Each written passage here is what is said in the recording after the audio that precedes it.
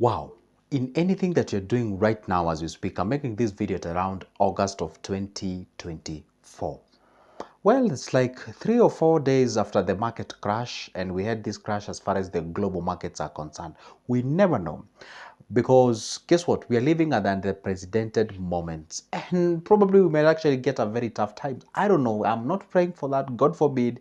But the issue is this: it's always good to make sure that you plan yourself in any way, okay? And guess what I'm telling you in this particular video? Get your emergency funds, savings as early as you can. And by the way, guess what? In the emergency fund, we usually talk at least 3 to 6 months. I'm going to explain to you what do I mean and how do you actually create yourself an emergency fund. Where should you have that emergency fund, or where should you keep it, that emergency fund, and what is the importance and what do we anticipate as the time goes by? Okay, now this is a question. Okay, before I even tell you, go ahead and subscribe. Oh, by the way, just go ahead and subscribe. Make sure that you like the video. Why? Because I do post a video each and every day, so you'll never miss any good video of mine. All right? And also make sure that you share this video with your friends, with your girlfriend, with your boyfriend, your mom, the aunties, the church members, the prayer group, each and every person to watch this video. See, we are actually living at the precedented moment. There are some speculations that anyway, I don't know, the American economy will actually slow down. I don't know. I just read it somewhere from the BBC, whatever, the page and what have you, and other areas, of course. Now, the question is this: what is an emergency fund? Of course, I'm not going to dwell much as I can because I all made a video like sometimes back explaining to you what is an emergency fund, why you should have it. But view it from this perspective. I know you and me and everyone would love to invest for the purposes of growth and for the purposes of achieving the dreams and the goals that we have in future. But now the question is this: view it from this perspective. The moment we invest, and by the way, I don't know whether you know this, to invest, to invest, it is basically risking your cash, is to risk your money, is to risk your money. And to risk your money, we invest that what we can afford to lose. We invest that what we can afford to lose, okay? That's what we call the affordable loss, all right? So in that case regard, if you can afford to lose it, then we shouldn't invest everything. Why? Because we invest everything and then we're assuming that we can afford to lose everything. Indeed, we cannot afford to lose everything. So what we do, we invest that what we know we are at good terms with it, just in case of anything that happens out there. And before we actually reach to this particular level of investing it, we have to create a certain layer. This is what we call the protective layer. Protective layer, or foundation, however you're gonna call it, foundation, whereby just in case a BS happens, you always have that soft landing. See, now this soft landing, this is where you're able to pay: one, your rent, in case you have not built your own home; two, in case you have any debts that are happening. All right, but I don't love to include the debts on this particular point. I love to say maybe, let's say, school fees, if you have any school fees that you're paying. Three, this is where you pay your utilities. That's when you talk about the water, the electricity, and water bill. And then the other thing that we usually include on this is the basic things like the food. Okay, we need to have the food. We also need to have the clothing, and we can also add some debts and then what have you as far as that is concerned. Now, see, the emergency fund, okay, the emergency fund, this is basically the money that is meant to meet these things just in case something happens. Say you do not have a job. Let's say there is an economic crisis. Obviously, if there is such kind of a thing, there is inflation because the production goes down, yet the demand is still there. And if that happens, then of course it means that the prices of basic commodities is actually appreciating price.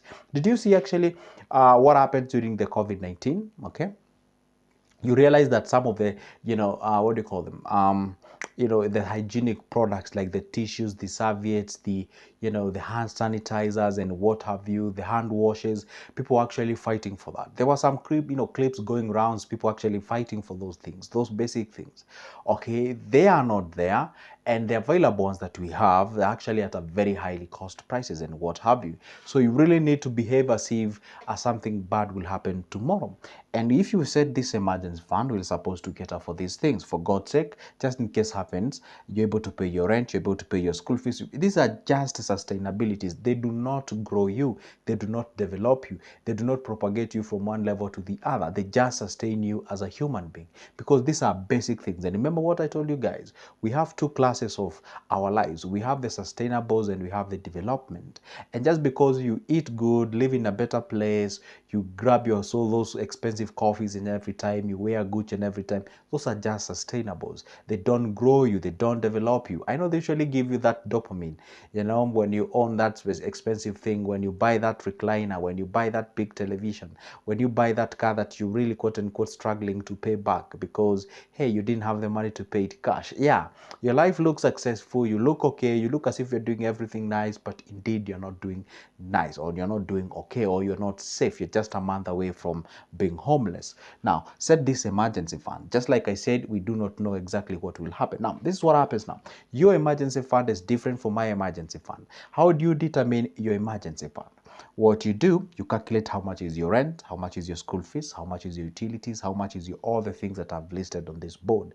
Once you list them, you do the totaling. Maybe the totaling goes to say 20,000. I'm not saying it is 20,000. I'm using it as an example. Let's say the total here becomes 20,000. If it is 20,000, what does it mean when we say have 3 to 6 months? Now, this is 20,000 for a single month. For a single month. When we say at least secure 3 to 6 months, then it means it's 20,000 multiplied by minimum of 3. Therefore, it means that you need 60,000 for an emergency fund. Or you can actually go to 20,000, multiply that by 6. That gives you 120,000. That is what you need for your emergency fund. All right, now what does it mean? Just in case something happens, you started a business, you had invested, or blah, blah, blah, blah, and all those kind of things.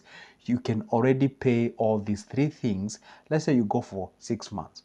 You already know that these basic things have been covered for the next 6 months. Do you know now that what gives you? It gives you the breathability allowance. It gives you the time to restructure yourself, to reconfigure yourself, to plan yourself, and adjust yourself in all the matters, be it either socially, financially, spiritually, and everything. Because those things matters in a human life. Now, when you can be able to readjust yourself, you have, for God's sake, 6 months. You know why people panic in life? They panic because they do not have a certain emergency fund set aside. So a BS happens now, and then you need to pay your rent now. You do not have the money. Why? Because you're relying on what you're getting from the money that you're getting from where you're employed. And now that's the situation when we say you live from hand to mouth. Why? Because you're literally relying on that what you'll get from the employment. So basically you're the biggest asset. You have not insured yourself and all those kind of things. Now, when you reach to a situation whereby you need to pay the rent, you need to eat, you need to dress, you need to do all those other basic needs, the sustainables, you cannot be able to do that because you do not have any emergency fund set aside. Did you get that now? Okay, now that you got that, of course, you have as other fraction of the money that you've set aside for the purposes of investment. Now, the question is this: where do you put this money? Because this is that money that you don't buy shares with. I mean, you don't go buy equities or the stocks with this amount of money. Why? Because by law, this money ought to be instantly achievable or accessible. Okay, now if you go get yourself this dividend or the shares and stocks and the equities, you ain't gonna access that money at any given time. So what do? You look for the best vehicle that you can put this money, that you can be able to access it at any given time. And for that case matter, we have two. One, we have the current account. The current account or the landing account, this is basically that account that, you know, it's just a normal bank account where you keep your money and you can access it at any given moment. Yeah, you can put it there. Yeah, you can put it there. But now the question is, well, that money, yeah, it's a place where you can access your money at any given time. But there is a certain bug that most of the people do not even realize that it exists. And that is that eats your money each and every day. And the bug is called, you're right, the bug is called inflation. So therefore, you need this money to be somewhere where it's a bit secured, and of course, it's catching up with the inflation. If the inflation is at 3% or 4%, the interest out of that specific investment that you're picking is actually positioning you or placing you above the inflation. So there is that, you know, what do you call it? Sort of a breathability allowance as well. So what happens now, in place of having the current account, how about you throw this money into an MMF or a mutual fund? Well, I know this is like a millionth time I've actually talked about an MMF, but anyway, it is what it is, okay? For those who are in it, they already know the good things about it. So you can put it out there. Why an MMF? An MMF, you can be able to withdraw your money at any given time. Again, then, therefore, gives you that, leniency of accessing your money whenever you want it.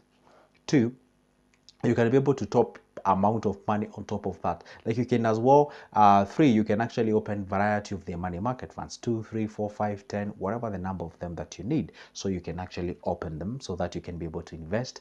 Not really, this is not the money that I want you to use the term investment. This is the money that I want you to use the term emergency fund. Okay, now if you throw that money out there, of course you'll be getting something as far as the money is concerned. So the money would actually be catching up with inflation, and also the money is actually giving birth to other money. Therefore, the money is expanding each and every day in each and every time. All right, now when you do exactly that, guess what now happens now? You actually know that you're stable, you are secured, you are safe, all the basic things that are okay, and therefore you can be able to take the leap of faith to go ahead and invest in that specific thing. You can hold that bull by its horn, and you can be able to brush it towards whatever the thing that you want to do. But the moment you know you have some loopholes that are behind you, you don't even know what exactly will happen. Therefore, picking or taking this action can actually be detrimental or can be a problem as far as the development, the growth is concerned. That's the video that I wanted to share with you. We are living on the unprecedented moments. It means that you have to put our house in order, because you never know exactly what is happening. I don't know that you're watching videos online all over the place. The rich people and the wealthy and the billionaires, are building bunkers. You never know exactly what is going on, okay? But it is what it is. Do that what you can. I always say control the controllables. The problem will be you are controlling nothing. You're not building a bunker. You're not even saving that $10, $100, $1, 2, 3, whatever the amount of money that you have.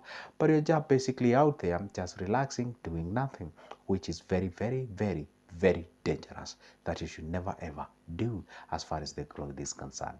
That's Good Joseph speaking. I talk about investments, I talk about money and this kind of a thing.